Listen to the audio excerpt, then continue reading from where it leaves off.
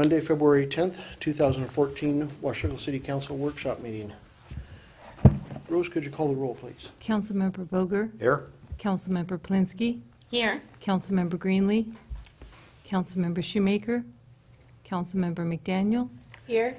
Councilmember Lindsay. Here. Councilmember Freeman. Here.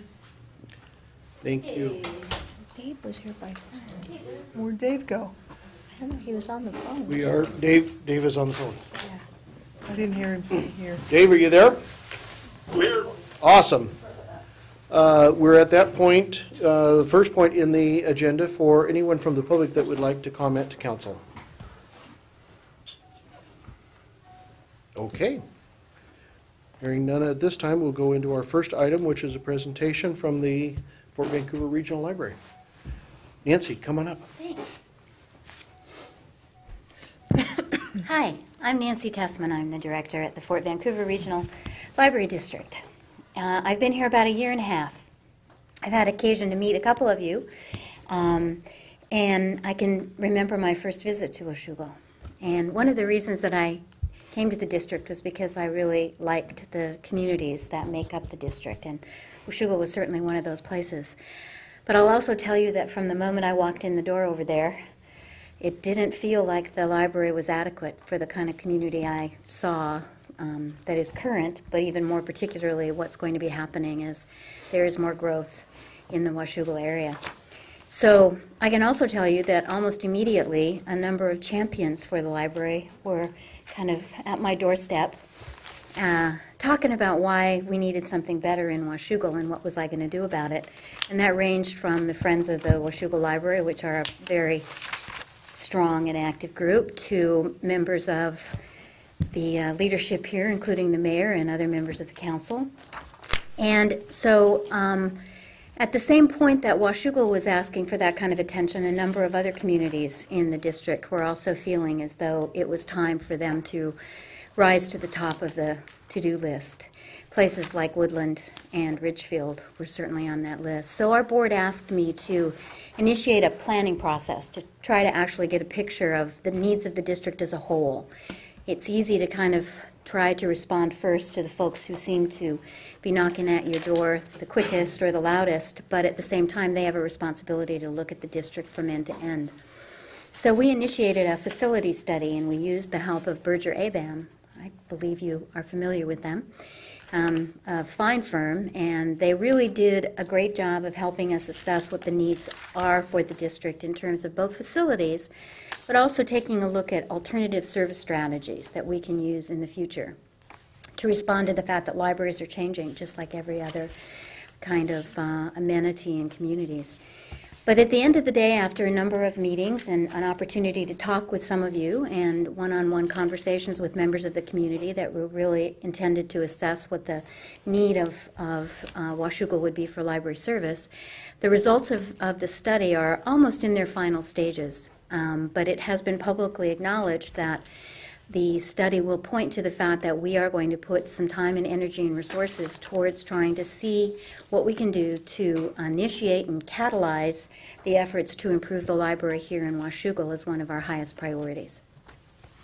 And in order to make that seem even that much more real to all of you, the library board has dedicated already $500,000 worth of seed money that is available, plus funding that will help us with next stages of consulting. And we have also done something that I think is really important. We have set aside money for the future so that when we get to the place where we raise the money necessary, we will actually have some additional money in the budget to operate a larger facility. It sometimes is easier to actually get the money to build a building, and then you find yourselves in a very challenging position of not having planned for actually the increased costs that come from supporting a larger facility with a larger staff. And I feel very strongly that you have to make those commitments in tandem. And so the library has actually dedicated at this moment already at over $400,000 in the anticipation of having 3 other small branch libraries become larger branch libraries in the next 3 to 5 years. So we're excited to be able to bring that news to you tonight. I'm delighted that we're in a position to be able to to take, I think, a little more assertive action, but it is only the first of many steps. Obviously, this can't be done by the district on its own. So our next step will be that we will hire a consultant to help us with what is considered pre-design, the building program. We have not identified specifically what the size of this building should be. We've speculated, and I can make some educated guesses. But we really need someone to help us work with the community directly, work with all of you directly, determine what we need, determine whether or not the size of the building is something that we feel can be accommodated on sites that have been discussed in terms of possibilities for locations. We need to look at the opportunities for siting a building that might be larger someplace in the Washougal area. We need to develop partnerships with you to figure out whether or not the city of Washougal is willing to discuss with us alternatives that might help mitigate some of the costs of a building, whether that be land or some other kind of contribution. We need to be working with our own foundation and with entities like our Friends of the Library to begin to raise money. It's my hope that we'll be able to raise a substantial amount of the money to go along with the district dollars. And we will certainly not make an assumption that we need to go to a bond, but that may be one of the other options as we get a little further down the road, is to determine what gap we're trying to fill. Our particular consultants with Berger Abam feel that there are a number of people in the area who really feel committed to their library and would be willing to put donations forward. So we need to go through an assessment of what the gap might be between district dollars, private dollars, and what else needs to come to the table in order to make all of this real. So my message tonight is really just one of excitement that we're actually in a place where I can out loud say, we need a new library, we need a larger library, but we also need to really assess what that library needs to be and to do for Washougal. In the past, the library has used the community room associated with the senior center. I think we really need a dedicated community room for library purposes, but I also believe that partnerships are important. There are ways in which we can talk about what the community needs and whether or not there are aspects of this library project that can be developed with your knowledge and with your cooperation in a way to determine whether or not there are any other needs in the city that we should really consider at the same time, and whether or not there are some cooperative kinds of development opportunities we should consider. So I have as many questions as I have answers, but at least we're moving forward. And I really express our gratitude to all of you for being patient, because I know that there have been projects that have occurred other places in Clark County, and we now are ready to move on to communities like Washougal. Are there any particular questions I can answer, or any ideas or thoughts you want to offer to me? I'm curious, how much do you think ultimately this will cost? You know, it's a real hard projection at this point because it depends on the size of the library, and it depends on so many other things. Do we buy land? Do we actually have land that might be available to be donated? I think we can be talking somewhere in the vicinity of 7,000 to 10,000 square feet. And generally speaking, I would say that we're looking at least $3.5 million, and it may be more than that. Some of that depends on the nature of the construction costs at the time. I can tell you that libraries around the country, I was looking recently and saw, 10,000 square foot libraries that were being built for $10 million. In my experience, that's a pretty high cost per square foot in construction, and I'd be more likely to look within the $300 to $400 per square foot kind of region. But some of it is hard for us to tell because it can depend so much on the market at the time. My own strategies are pretty frugal, and I really believe that we have to be cost conscious and careful. At the same time, we want to get the library that people need, and so I think that we have a lot of learning to do, and that's one of the reasons for hiring a consultant at this point, to get us more specific kind of site selection criteria, space designations, how much is what kind of space, that then can tell us how much it will be. But I would say we're looking at no less than about $3.5 million. And at this point, the district is putting $5 million into it. I can't speak for the board, but I can speculate that it's possible that there could be the ability of a little bit more, but we do have 3 potential communities that might be kind of vying simultaneously to try to move the project forward. Both Washougal and Woodland are a little further ahead from the point of view of community commitment, and my anticipation is that those are the 2 projects that are going to move forward most quickly. Ridgefield's going to be in there, and they certainly have a growing population, but I think that they're a little further behind in the planning or even in the community knowledge of the desire for a building.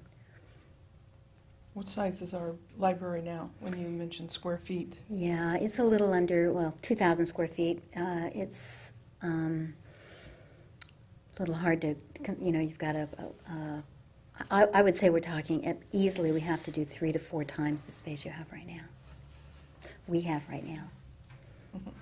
The 400,000 is something that would be shared among communities. No, we have 5, you mean 5? No, you said we had already. Oh, yes, had the 500,000. for operating, yeah, for the And the- future operating, it's a little over 4, and right now, yes, it would be designated among the 3 communities. But I'm hoping to, by the time these buildings open, I'm hoping that I will have a little more set aside than that. But right now, I would not let the board commit to any construction dollars without having operating dollars that they're willing to already set aside. I think it's just irresponsible to get everybody's expectations up and then not have the money to operate a building. You're Bruce's replacement, then. I am indeed. Okay, welcome. Thank Glad you. to have you. You mentioned the possibility of a bond being floated. Would that be a bond that the library district floats or the city would float? It would need to be the city. In order, I think we work together in terms of doing something like that, and probably what we would do is establish a separate bond district that is associated with the service area, which would be Washougal. So I think it would be something we would all have to work on. But like what happened in Vancouver, it was the Vancouver area, so the VLCFA in Vancouver, I would think we would do a similar thing here, that it would be the district who would actually do it, but given the fact that the nature of it would be the city, I think it would have to be done So it actually go outside of cooperatively. the city itself, or the district would be... No, I have to say I don't know the answer to that entirely. I think that right now our primary service area is the area of the city of Washougal. And certainly there are some places, you know how complex this is. We have the neighboring community of Camas, and we have reciprocity there, and many Washougal residents use the library in Camas. So I would have to do the Camas isn't part of the... No, Camas is not a part of the district, even though we have what's called a reciprocal borrowing agreement. So we can utilize their library, and in fact, they use our, what's called an integrated library system. The catalog is actually, even Camas uses our integrated library system. And so we would have to really get the legal advice on how we would actually frame the bond. District actually goes all the way into Klickitat County, right? It goes Skamania all the way to Klickitat and part of Cowlitz. So 3 1/4 counties. Dave, can you hear everything okay? Well, I'm having trouble hearing some of this, but I've got enough information that I can make a decision. Okay. Nancy, any ideas with the next round with consultants and that type of stuff? How soon before you're going to have an idea what something in Washougal may look like? May look like, what criteria it needs to meet, what size it will be, the nature of the program itself. I would expect that we'll have the consultants selected within the next 6 weeks, and then we will start a process that I would anticipate would take maybe 3 months to actually talk with the communities, determine what that next step would be. So I would say that by late summer, we're going to have an idea of what we think it requires by virtue of square footage and how those spaces are likely to be allocated. Then I think what we need to sit down and do is talk about what we all agree that the componentry will look like. Contributions from the district, whether or not there are, I know that we have spoken about alternatives that might exist within the city that we just need to explore together in terms of siting. And determining whether or not those are adequate spaces with the adequate parking to meet all of the conditions that we've identified. Whether or not there are any partnerships, that's some of the things that we want to talk about too. Whether there are other community amenities that you all are discussing that should be, discussed simultaneously so that we don't miss an opportunity that might be collaborative or some kind of partnership that's out there. As far as an actual drawing, that won't happen until we actually make a decision related to an architect, and that would certainly be one of the next steps, although I don't know that we want to make that step until we have confidence that we've got about 3/4 of the money ready to go, or we feel really, really confident that we've got a bond election that will pass. I'm learning from other people that I'm not assuming that we are going to have a bond. I've been encouraged to believe that between the district and some private dollars, given the right approach, we have a shot at it without necessarily going to a bond election. I know that sounds very optimistic, but I've asked the question 3 or 4 times because it seems logical to me that some kind of bond is likely to be necessary. But our consultants, when Berger Aben spoke with people in the area, they said they really felt that there was the potential to raise quite a bit of money if we did it right, because the need and the desire and the interest were very high when they spoke with people. So even if what we were trying to do was fill in, let's say it really came down to our ability to raise a couple of million and we were raising, we had $1.5 million left in a bond, that's not a huge ticket. That's not a huge price tag in terms of a bond election. And I think we ought to get that as small as we possibly can before we go to the taxpayers. One of my concerns, and I know we've had multiple occasions to talk about it, is making sure that we try and do this as, I don't want to say as quickly as possible, but as quickly as possible.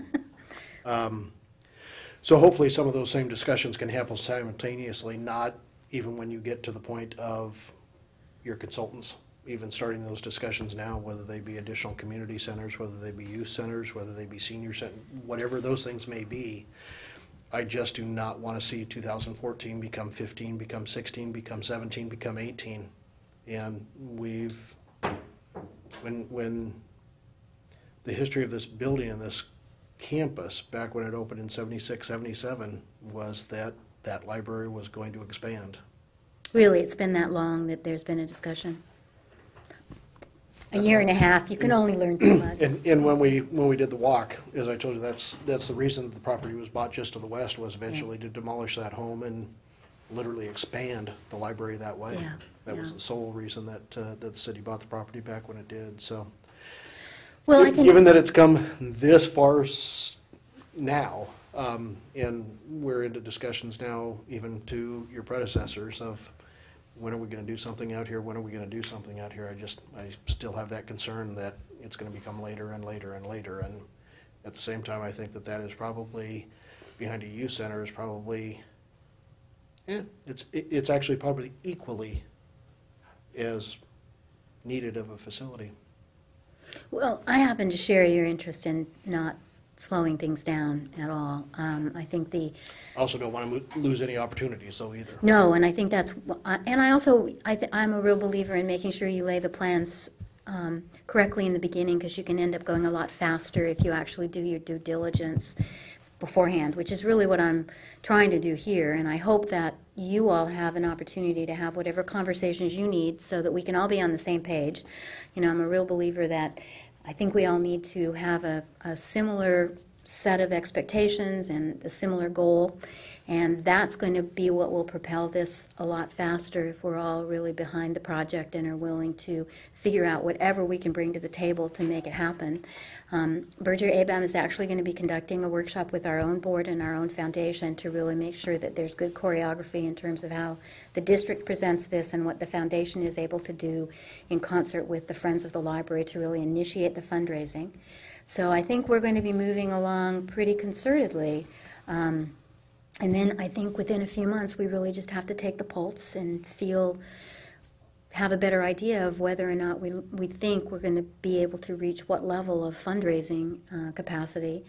I really would hesitate to think that even if we did determine we needed a bond that we could hit November. I would think that would be pushing it. So that would mean another year. And so I guess I want to make sure we're on the same page, that if we had a year to really get our ducks in a row, a substantial amount of fundraising, we could discuss whether or not there was an election potentially to fill in whatever that gap was in 15, which would mean that potentially we could be looking at a project opening in 16. I can't see it happen too much faster than that, but I think that's pretty good. I think that's pretty good. Unless we find all the money Yeah. without bond. Well, and I'll need your help with that too. You all know this community, and you know the folks who care about what it is and what it's going to be.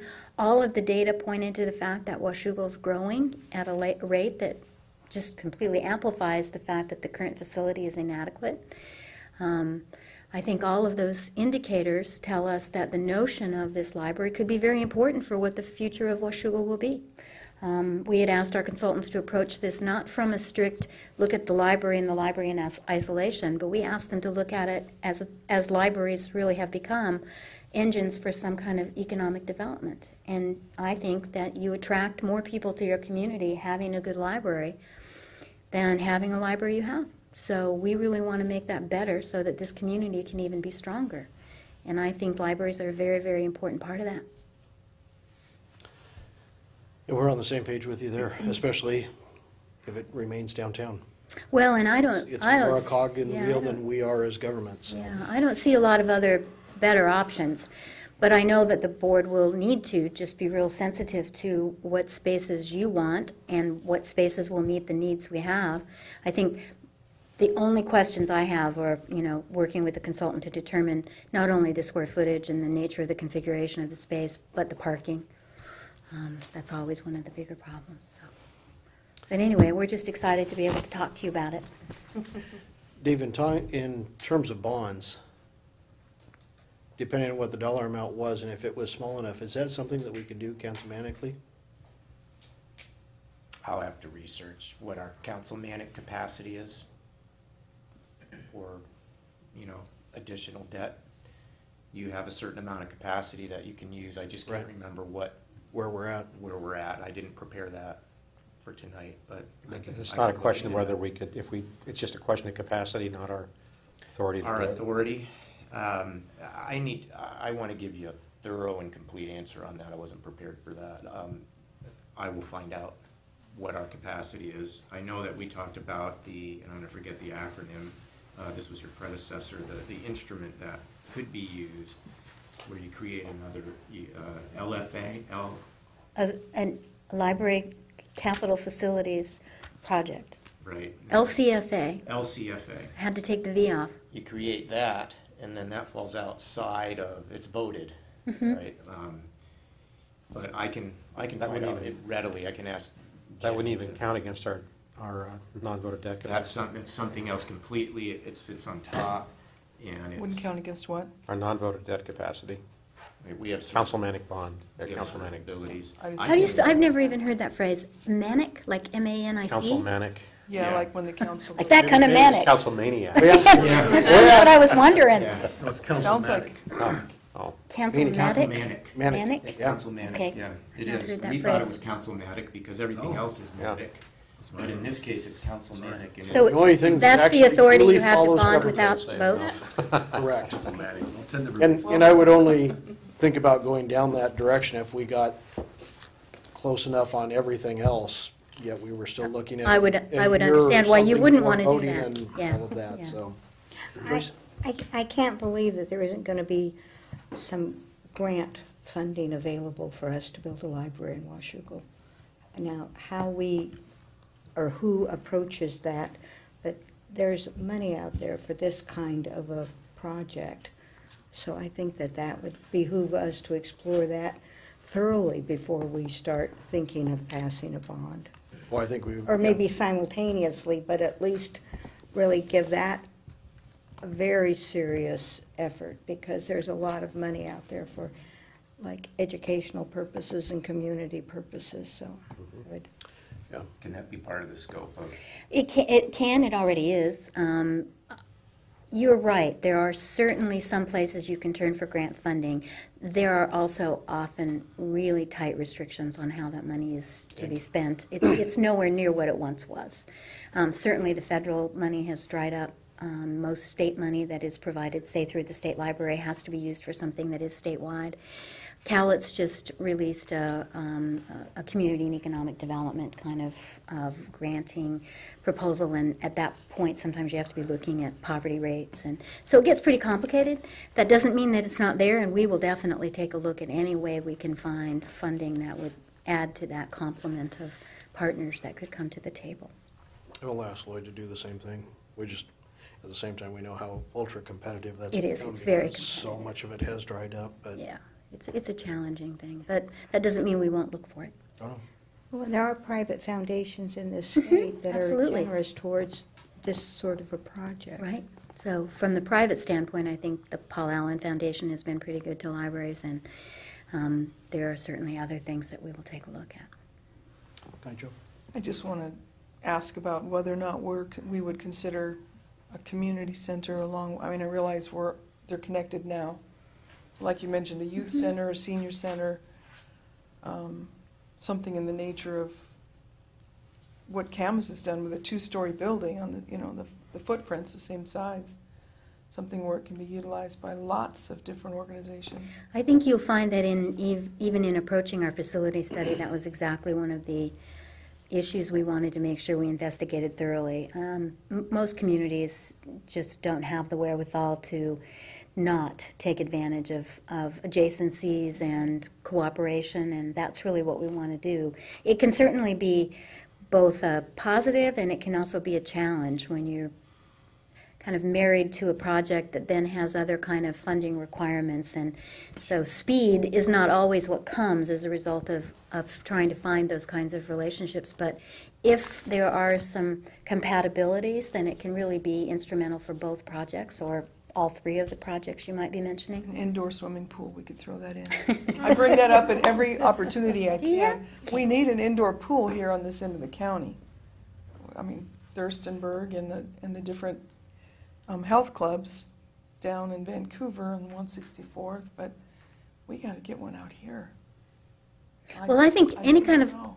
of desires or wishes the community has, we should be at least trying to investigate whether or not there's any potential for the kind of partnership of combination that could work. But I also want to make sure we keep our eye on the end game of getting this library off the ground. And one of the things that can happen too is that you open yourself up to the future for something like that. If you look for a project, you try to find a way that it is expandable or something else can happen that would then maybe open the door for the kind of things you anticipate the community to need in the future. Yep, but we're definitely looking for any of those kinds of affinities that you think as a community would be best for you. I mean, that's what the library should be, is the partner to having you help create the community you want. We are full of young families, and we lived at the library as a mother of two little boys at one time.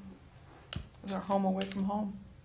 Well, I was just preparing a kind of a presentation to the Vancouver Rotary later this week about challenging the assumptions that libraries are not needed or used heavily anymore. It's so much the opposite that, we really have to make everybody aware of the fact that libraries are being used across the country more than they ever have been, that the nature of the digital age has not made libraries anywhere less needed. If anything, it's more needed because so many people don't have access and they need better access and better training, and the technology is a really important part of whatever new building we build, is just really building it for the future. And those kids are the ones that we need to be thinking about. Yep, that poses a question. I listen to a lot of audiobooks, and we don't have many compared to Multnomah. I belong to Multnomah because I know it's across the river, but We're trying to get more.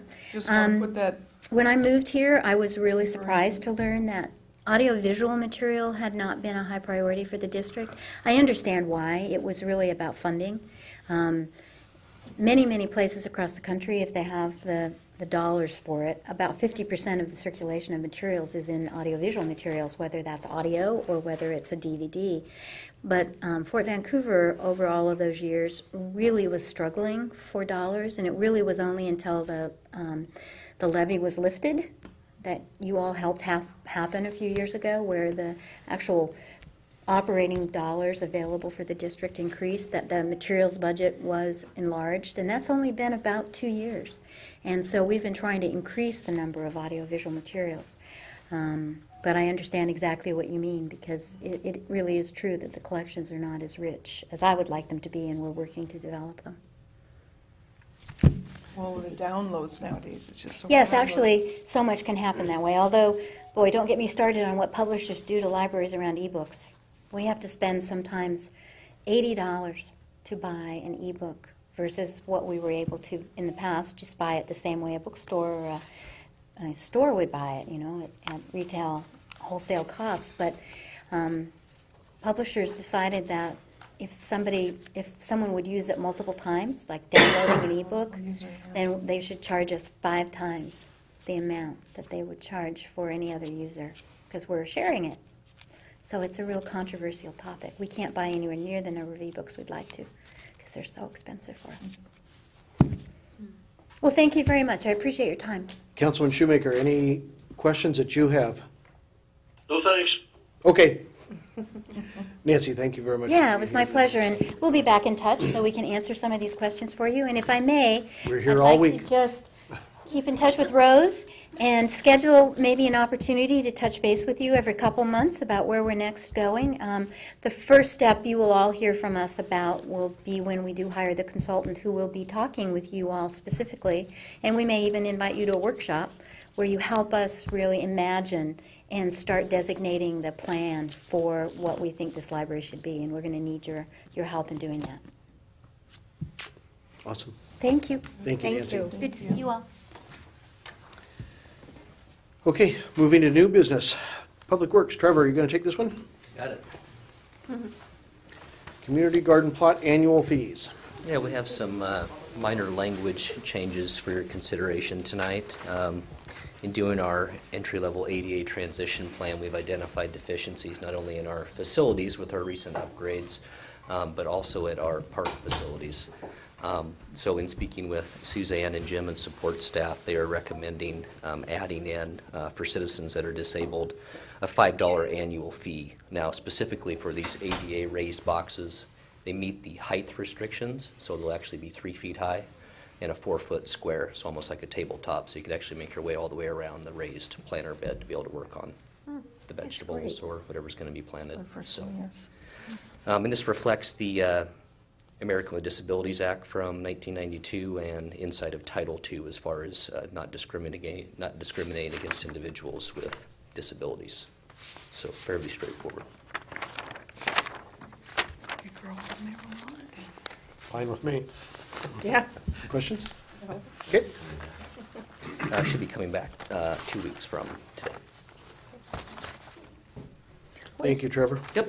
Just one question. What is the fee now for a plot It depends on if you're either senior or regular citizen. There's a little bit of a discount for being a senior in the criteria within municipal code, Okay. which is $12. It's $15 for full price. and that's for the year or the season? Yeah, it's for the year, annual. That's amazing. Yeah, so I pulled some comps just real quick as far as City of Vancouver and a few others, and we're pretty affordable considering the irrigation and other setup. That's I say pretty the water. pretty de minimis, Yeah. but a good opportunity. We'll try to set these ADA raised flower beds where we've already got hard surfaces to be able to access. Are there going to be raised beds Industrial zone. for seniors and? They are raised beds, they're just not raised quite to the standard To the of standard, okay. ADA requirements. So can seniors, if they're, okay, do you have to have ADA circumstances in your life to be able to use them? Or can seniors use them, or people that don't necessarily have an official ADA, The end-all fact is Privilege. that we can't ask you anyway. sorry? We can't ask. Oh, you can't ask? I mean, like, I have bad knees, but I don't have a handicap sticker, I don't have doctor's permission. As long as someone Yeah. presents themselves and says they have a disability, it's Yeah, okay. legal for us to Yes, ask. I've looked at Title Attention II. deficit disorder. Yeah, in looking at Title II, it's fairly nebulous AD. for Splash, so. Oh, what am I doing? Lawyer's ambiguity disorder. Okay. Thanks, Trevor. Yep. Thank you. Here comes the fun part, as you can see from the file in front of Oh my Dawn. gosh. Yikes. You need to brush Cable with TV code updates. David, are you gonna start us off? I'm gonna start, yeah, I just need to dial up keynote here quickly. Dave Shoemaker, you can't see what's on the table, but Counselor English has a file folder that's probably the better part of 3, approaching 4 inches on TV codes. Oh, that's why you're here. I would have expected no less from our attorney. Always a big file, Dave. Very conscientious guy. Okay, so, thank you, Mayor and Council. Last session, a couple weeks ago, just very briefly gave you a forewarning, I guess, was the right thing to say, that there was a heavy item coming your way in terms of what it would appear to be. Strikeouts all over the place, just about striking out almost the whole thing, and lots of new language, because this is a major overhaul of the cable TV code. So last time, we just wanted to make sure that you knew that that was coming, so when you saw that scope of an item in your packet, you weren't surprised by that. So it is in your packet. We're going to just briefly touch on the background, the approach that we're taking, which Dawn is going to cover primarily, and we'll talk about the next steps. As I mentioned the last time, the code is outdated. It dates back to the 1980s, and I'm sorry to say that that's an outdated code. Now 30 years ago. Back at that time, basically you were writing franchise agreements in your code, just about, is basically what was happening. Now we have franchise agreements, and the code can be much more streamlined. And just as an anecdote, and Don will get to this, as we were talking to Comcast about these code changes, they asked us why we even had a code. Don has very good reasons why we should. So that just gives you kind of the context for why we need to do this update. And it became more pronounced for us because we are in the process of renewal on the Comcast franchise, and that will be coming forward. So the approach is to strike most of the detailed language, retain certain provisions. Don used other examples, and I think extensively the City of Vancouver's document. And I'll turn it over to Don, and he's just going to kind of walk. We're not going to do a section by section, line by line walkthrough, but more of an overview. This big file doesn't have all this stuff. It's not as bad as you think. So it's something I think we can get through pretty easily. So as Dave said, the ordinance that we have in our code now was adopted in 1980. And so even I wasn't here, a city attorney even then. So it does need to be overhauled. And that became apparent when we started negotiating, staff negotiated the new Comcast franchise. And we kind of look back at that and go, well, how does that stuff still in the code? It shouldn't be there. The main goal that I had was to streamline the ordinance, take out a lot of things that either did not apply anymore or were actually not legal anymore because of some changes in federal law. So I looked at what some other cities had done, and actually the city of Vancouver had a pretty good code, and I looked at one from the city of Pasco that was pretty good, and came up with some ideas on how to streamline our code. The other factor I took in consideration was that we had just negotiated a franchise with Comcast. That's a draft. It'll be coming to you shortly too to be looked at. And I didn't want to put anything in the code that would be contradictory to what we had negotiated with them. So the ordinance that we have kind of worked on is still a work in progress, and there's still some changes that need to be made to what we've actually done so far. So I want to just give you some examples of things that we'll be taking out or changing. One of the things that I recommended changing was kind of early on the application fee. The application fee under our 1980 code was $500. That's not very much considering the work that's required to process this. So I think Vancouver had $5,000, and I thought that was a pretty good figure as a minimum. If it takes more than that, we can actually charge more than that. So that's one change that should benefit the city, because it takes a lot of work to put these together when they come in and ask for a franchise. Another example would be our current code has duration. calls for a 15-year term. Well, why should we be stuck with a 15-year term? We may want to do 10.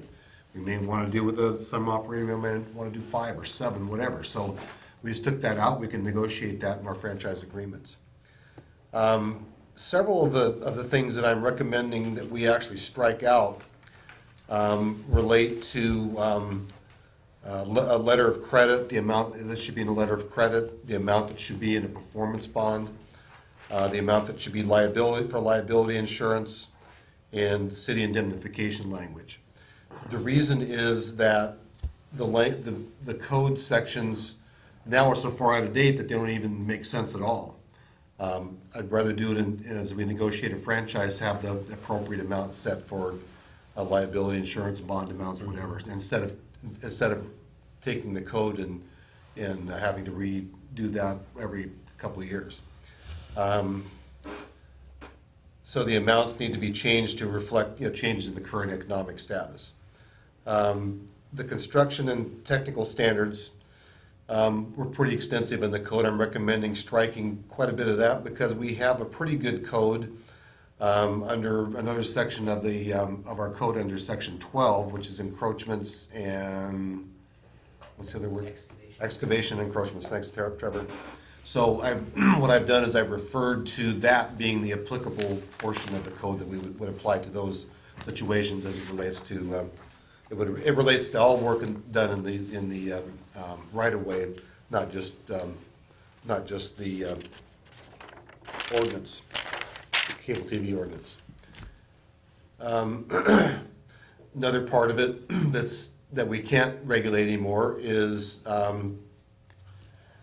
we used to be able to set the rates. That's what we had there. There's the city, county, cable TV set the rates. Well, guess what? We have competition now. We can't do that anymore, and it's probably not appropriate that we do. Because of Frontier?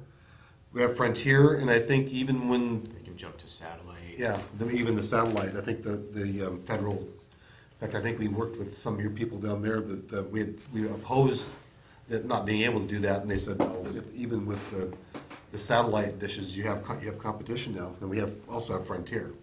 So setting the rates, we don't do that anymore because there's competition. So that I recommend being stricken. Those are kind of the major things. I don't think you're going to find it's going to be a terribly complex thing to look at. There's a lot of strikes because we're trying to streamline. We're taking out some stuff that we think is better to put in the franchise agreement. Some of the stuff, like I just mentioned on setting rates, we can't do that anymore. It's competition between Frontier and the DirecTV and Comcast so that they all compete for your dollar. So that's basically what we're looking at. The things that are going to stay the same, we're still going to charge a franchise fee. We're still going to have the PEG, which is the Public Educational and PEG, yeah. Grant. Yeah, the acronym doesn't make sense. We call it PEG. It never did make sense to me. It's basically public access programming. We're gonna be using Fort Vancouver TV, and very, very soon,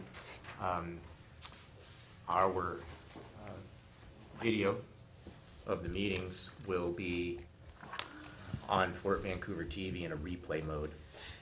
So we will let you know before the first meeting that we send to them. I don't believe it's this meeting, Rose, no, but potentially the next meeting. But we're not sure exactly yet. So very soon,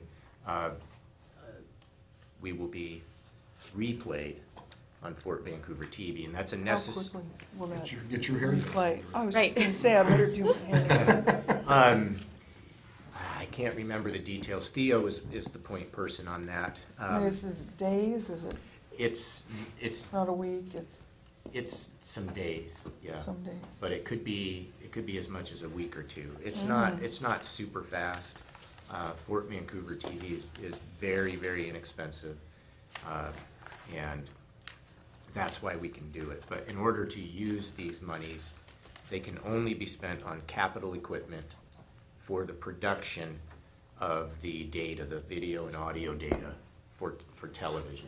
Then we don't have access to the meetings for review if we need to.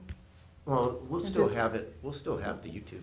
Okay, Yeah, there we'll we still go. do That's all the of that. answer I'm looking for. Right. We'll do all of that. Good, and thank you. And someday we'd like to be streaming. so that they're streaming as well. And I don't, first, step at a time, so we'll get to Fort Vancouver TV, and that allows us to use the PEG money. Otherwise, we can't spend it. We just refrain from collecting it. That's really all I have. Does anybody have any questions? It's the idea is to streamline, take out the superfluous stuff, take out stuff that's just old and not applicable anymore, and stuff that's not legal anymore. So to try and bring our code into compliance with the. Does that federal law, the Internet Access Tax Freedom Act, whatever it is, that law that that comes up in the cell phone context, does that apply? Is that something you had to change? No. With here? No, we didn't do anything with that at all. Okay. That would be our. Are you talking about the tax? Yeah, basically, there's a, you know, The digital versus the TV. right. We charge a tax. It's not in the code. It's our normal utility tax, Utility yeah. tax, right? And as you know, they're the ones that made the mistake on figuring Right, out. right. We actually got dismissed from that. Well, congratulations. Thank you. I know. I'm not. I think we're small. I think we're My small other- potatoes, so they dismissed us from that Yeah. case. But, no, we'd have to do anything with that because they're the ones that misapplied it in their accounting, and so it's the tax. Right, but what my question is doesn't that law also apply to, you know, hardwire cable access to? And I don't know if we were charging, we may not have been charging utility tax on that, on the internet portion of cable anyway. I don't think so. Okay. Like I say, you know, we have our utility tax. They computed it. They said they did it wrong, so they wanted more money. And as you, Right, you know all the right. details I know of that about all that. too well. So But on our Frontier bill, or on the Comcast bill, our taxes are itemized. And this probably only applies to the cable TV Question portion. is, yeah, could go back and calculate that. Yeah, I don't mean to stir up trouble. I don't think that the cable TV ordinance would affect that one way or another. So I think that's the utility tax. Yeah, hopefully it's something like what happened when AT&T doesn't happen with the cable companies. Yeah. Questions for Don? We plan on bringing this back in a couple of weeks, so we'll try and When, get it. when did Vancouver redid theirs fairly recently? I didn't work on that. No, it was fairly recent. Yeah, so Yeah, it was been some through that. good material there. We probably took a little more streamlined approach than Vancouver did, just because of our lack of a lot of staff to monitor it. So the stuff's better to put in the franchise agreements than to have to redo the ordinances every few years. So that's kind of my thought there, because they did have some numbers as far as some liability. They put in the amount it would be and so forth. But I just thought, you know, we haven't done anything since 1980. I don't really. There was whether- cable in 1980? It's hard to believe, but Columbia Cable Company. MTV. smoke signals and. And Dukes Are we Hazard limited wasn't to the rerun number yet. of cable companies that can come into the city? No, there's no limit. It's a wide open. I mean, it's not the franchises are not exclusive. Because as fast as things are changing, I mean, it's like, You think our bills we would don't, go it's down. hard to anticipate what things will be like in 5 years. Exactly, yeah. I can't remember who our first contractor was, but it's changed several times over the years. And Frontier came in to, you know, on their own. We have a separate franchise agreement with Frontier? Yes, we do. Frontiers has an agreement, and they're, what do you call it legally, a predecessor of Verizon's. Right. We entered into an agreement with Verizon, and Frontier purchased some of Verizon's franchises and I think territories. part of ours was Cox Cable starting out. And, I mean, it's changed hands several times, so. I can't even You'd think with remember the what competition, maybe the rates would be a little better, but that's, Me neither. I guess you don't have to take it if you don't want to, so. I have satellite. Yeah. I'm just- Dave Shoemaker, any questions that you have? No, but just a comment for Don. In reading this document, it appeared to me there's a trend away from very prescriptive language and towards language which gives the contractor some flexibility to come up with solutions. I definitely want to encourage that. Well, we want to work together with our contractors to try and iron out any problems, so, yeah, that's, Well, and I'd like to say, as someone that's in your same. Good move. I'd like to, sorry, Dave, but I'd like to say, as someone who's in your same line of work. sure. I can't tell you how many times you know, I've run across something in an ordinance that, you know, might have had a reason to be there 20 years ago. It happens all the time. And then you're stuck with it. In fact, they had to deal with it today. Yeah. And there's really no purpose for it, but if you follow the law, you have to follow the law, and you're stuck with it. And I like the cutting down and dealing with it in the franchise agreement. No, That's a great as approach. someone in the same position, you see something that you don't even know why it was there. I mean, who thought of this? But there was a reason at one time to have it. But, you know, as we go through these things and we have our new franchises, we want to try and clean up. I really didn't want to do this, but we do need to clean these things up and take out the superfluous stuff, the illegal stuff. So like council said, that when this comes up, you know, you can't just ignore it. We kind of ignored it a little bit in the sense that some of the numbers I took as a minimum number, and we actually had a little bit more. You go through intellectual gymnastics. A little to intellectual see gymnastics, why right? to not use it, Right. not apply it. Exactly. Yeah. So, no, I think this is the right approach, and hopefully it'll serve us well. Thank you. Don, you mentioned, go ahead, Dave. I think you're headed in the right direction. Thanks, Dave. You mentioned you've got some additional work to do on this before it comes back. Do you anticipate that you'll be able to cover all that in council, or do you want to bring this back to workshop that I'm same thinking night we as should well? be, I emailed Jennifer, I'm working with Jennifer, she's actually kind of putting it in the code form, so. It's all formatting. We struck out, this is a voluminous chapter in the code.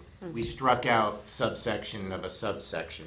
It's like maybe a whole page of strikeout. Oh, we forgot to show that as struck out in the table of contents. Exactly, I think we can get. Oh, we added a new section over here. We forgot that one in the table of contents. That's what we're dealing with. I don't think there's too much substantive. I think we can get it ready and get it to council, plenty of time to review before. And you can't do red line, you have to do the manual strike through in Word and all that. It takes a long time. I have to do that. It's a pain. It's a And pain. we took some feedback from Comcast, since we're currently working with them, and they gave us some feedback, and we thought that some of the things they suggested were good, very good, and then other things we didn't think were appropriate. So, yeah, we're confident that by a week from Wednesday, Thursday, as we get the packet ready, we'll have it ready for council. Right. But it's it's going to be a huge ordinance, you know, it's really, really big. Need to cancel my weekend plans.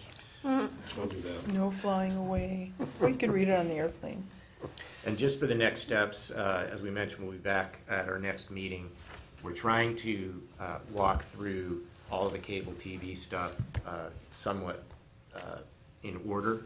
And so we will workshop next time unless something changes. We're on schedule to workshop on the 24th. We'll have the Comcast representative here, the franchise agreement, which is different from the ordinance but related. And then in your meeting, we would have the proposed ordinance for your adoption. And then on March 10th, assuming everything goes well, we would have the franchise agreement for your adoption. And then we'd be done with Comcast for a while in our code. Okay. Any other questions? Okay. Dave, you're going to do a walk-on item tonight. Do you want to bring council briefly up to speed on that one? Just very briefly, Mitch came to me this afternoon, and There he is. And there he is. Mitch, Timing is important. come on up. I was just about to explain what they're going to see at their regular meeting. With the law. Just give you a Yes, brief- absolutely.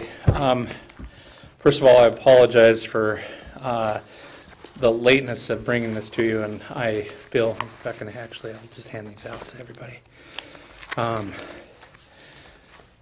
I was on a phone conversation today with someone talking to me about Initiative 502, and I said that the moratorium went to June, and he said, "Oh, I thought I heard March," and I was like, "Oh, no, that's the medical marijuana." And so the medical marijuana moratorium is up on March 4th, and so we need to have a hearing on the 24th of this month in order to continue that. That is my recommendation to you. It's based on, I did revise the ordinance itself to reflect what the Liquor Control Board has done since they were charged with basically going back and looking at the medical marijuana field and how that relates to Initiative 502. Their recommendations were submitted to the legislature in December of this year, or excuse me, December of last year, and there's a number of recommendations within that, but really it's the integrating of the two together, and specifically, which the draft ordinance notes, is that collective gardens are proposed to be eliminated under the medical marijuana laws. So I don't. What was that? Collective gardens are proposed by the Liquor Control Board is proposing eliminating collective gardens from. Okay. From. They have to get legislation. Yes, they do, and the legislation is, my understanding is that's one of the things that they're looking at, and I know they're trying to combine it. yes, exactly. Then there's a lot of that combination, but initially, if we would look at adopting regulations related to collective gardens, they would be eliminated from state law, probably, at least as it's proposed right now. So my recommendation is to continue the medical marijuana ordinance for another 6 months. That's the draft ordinance in front of you. So Tonight. tonight it would be, You'll be setting a public hearing for that, yes. I shortened up my presentation greatly. I won't go through all the stuff. I'll leave that for the hearing.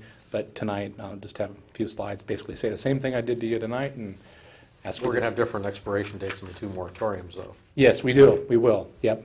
Yeah, March, June will be the I-502, and then September will be the medical marijuana one.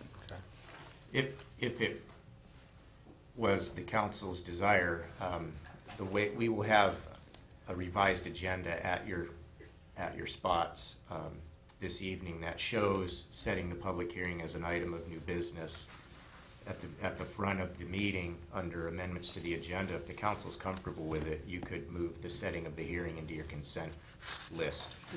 Since we weren't sure that we would have time to talk to you in work session or not, so we thought we'd put it on new business in case we needed to give you the update there. But if it works for you and the mayor can check in with you at that point, you can put it into the I consent. have no problem putting it in consent. Me either. Neither do I. Go for it. Mitch, would there be a reason not, would there be a reason to not shorten this particular moratorium to coincide with the other one in June? No, I think it's just preference, what you would want, council would want to do. Well, we will know what the legislature is going to have done at that point, and it probably will be moot anyway. It'll probably be regulated by state law. Mm-hmm.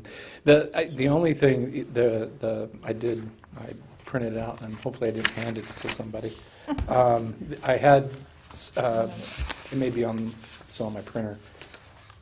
There's about 5 pages of recommendations from Liquor Control Board that run the gamut. I haven't looked at that enough to know whether or not that's going to mean more or necessitate more code changes on our side of the in order to implement that. Where I'm pretty confident on the recreational marijuana, what those code changes would be and bringing those forward, and I've met with Planning Commission on that. I just don't know if there's going to be more meat on that one that we need to get into our code. It may be nice having that time period, because I think that they still would be probably either in one chapter, but it's really up to council. I think that we're going to know what the legislature's said, done, and if you want to have, them have the same date, I'm totally fine with that. You don't have to use the moratorium. No, You can pass change to the code at the same time and expire the moratorium. Well, since it's set up for the September date, I think we might as well just do that.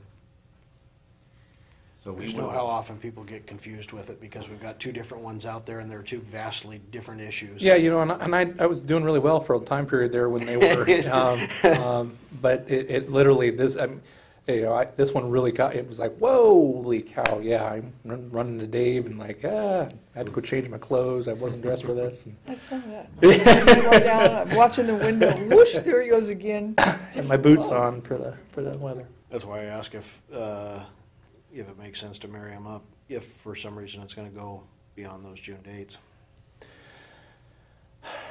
Depending, I don't have a problem with that. I think that I'll leave that to the council. I think it's, like Dave said, if we get direction how the legislation's going to go, direction how we want to go with writing that, and those regulations that they have in place for the medical marijuana are there in time that we can answer all those questions, I don't have a problem with it. I think that the issues with 502 will be more pressing. We'll know what those are. We'll need to move on those and act on that. Whether or not all this stuff it's just recommendations to the legislature. I don't know what they're going to do with it. We'll know. Short time left. Yeah. We'll know one way or the other by the end of March, middle Yeah. of March. Yep. Hopefully, both moratoria, how do you say that, will be moot before the June date. And then the council will have, difficult decision to make about exactly what to do, given the AG's opinion. If there's any, There's some bills in the legislature to right? What does that mean? basically say the AG we disagree with what the AG said. There is preemption. Right. To write preemption in, so that it would preempt you from banning. There's two bills, right? Yeah. There is. One is basically withholding our liquor excise tax. Do we know what our liquor excise tax? I haven't had a chance to take a look at the budget to look at what it is. Yes, we know. I can. Yeah. I don't remember. off the I top know. of my I head, won't know either. We get those breakdowns from AWC on a regular basis as but- well. right. And Jen knows. I can find out for you. Well, I know we send checks back when we have overage of liquor excise tax. That was on the last payable, so I just signed. They sent us too much. Yeah, they sent us too much, and They we miscalculated. send them a little Yeah. refund. It was like $600 something. I took a picture of it. Yeah. Yeah, that made us very happy. Yeah, I'm sure. I'm sure. It's just exciting, but Yeah. I'm just curious to know if something like that kind of legislation goes forward, but not the preemption. I mean, what are we looking at? How much can they threaten us with? Seriously? It's less than 100, Yeah, but it's not much less. $100,000 Dollars. Yeah, How often?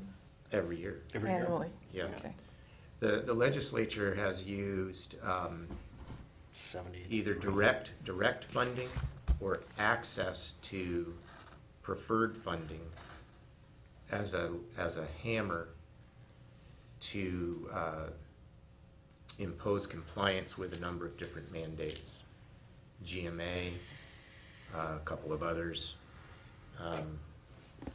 It's powerful. It's a powerful incentive to do that. Councils will have to decide if there's not a direct preemption, but if there is a you can preempt, you can ban this, but if you do, you don't get this money. You'd have to weigh that.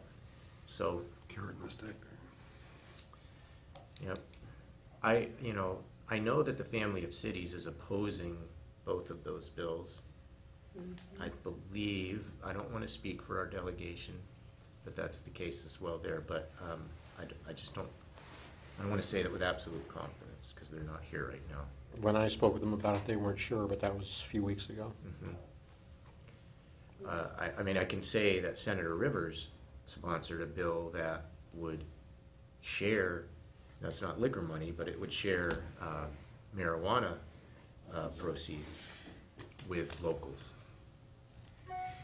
So I know that she's sympathetic to the issue of local funding and dealing with all of these different issues. Is there any way you can put what you just said in writing so I can Sure, study that issue? I could send you an email. It's short and sweet. We can work together on an email about what the current status is and the bills that are in play. In fact, I might send you a link to the AWC site. They have an excellent legislative site. And tracking. They do a really great job of summarizing where they're at, and it's a weekly update. Do you get the weekly update? I do. The last email that I sent to all the council had It kind of gave a synopsis of Summary. each bill that were there. so. Yeah, if you have more questions on that, I could, How long ago did you send that out? it's after our last meeting, so a couple weeks ago. Okay. Okay, I'll well, look we right will- now. The new agenda that will be in front of you this evening will have this item listed as a consent item. Thank you. Sorry about that. Thank you, Mitch. Can I You get a could probably paper copy of just that, wear your please? boots. Yes, You we'll wouldn't have have to it, change for it. Yeah, I know, You don't have to You're do welcome. I that. feel weird. I know, it's like me coming from work a few times. That would be January 28th from Mitch. Okay, that brings us to the second opportunity for anyone from the public that would like to make comment to council. Going right beyond that, I don't have anything at this point. Any items from council members? Those are the latest. Okay, then we are adjourned for the moment to return here at 7 o'clock. Oh, what's this snowstorm gonna cost us? It's supposed to come back at 7. Did you see that? What? According to my iPhone, it's supposed to snow again at 7. Really? Wow. Really? Yeah. Saying that. Yeah, we better What's it go gonna home. cost us?